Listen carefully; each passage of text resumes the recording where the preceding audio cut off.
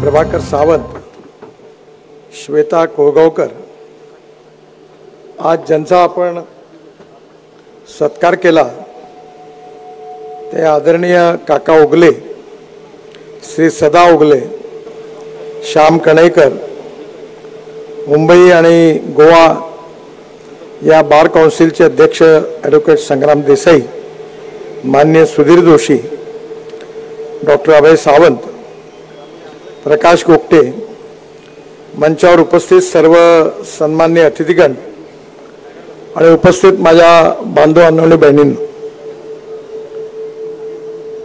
बऱ्याच वर्षानंतर मला आज देवगडमध्ये येण्याची संधी मिळाली.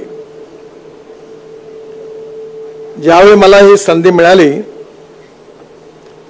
त्यावेळी जुन्या काळामध्ये भारतीय जनता पार्टीचा आमदार असताना, नंतर बांधकाम मंत्री असताना, पक्षाचा अध्यक्ष महाराष्ट्राचा असताना अनेक वेळा अनेक प्रसंगात या गावामध्ये येण्याची संधी मला मिळाली. मी ज्यावेळी भारतीय जनता पार्टीच्या कार्याला सुरुवात केली तेव्हापासून कोकण भागातून विशेषतः ज्या भारतीय जनता पार्टीच्या कार्यकर्त्यांनी निस्पृह निस्वार्थी भावनेतून समाजाची सेवा केली त्या कार्यकर्त्यांची मालिका मोठी आहे. डॉक्टर तात्या नातू होते, आप्पासाहेब गोगटे होते, शिवाजीराव गोताड होते, त्याचबरोबर विशेषतः अनेक असे आमदार होते की ज्यांनी त्या काळामध्ये प्रतिकूल परिस्थितीमध्ये भारतीय जनता पार्टीचं कार्य वाढवलं.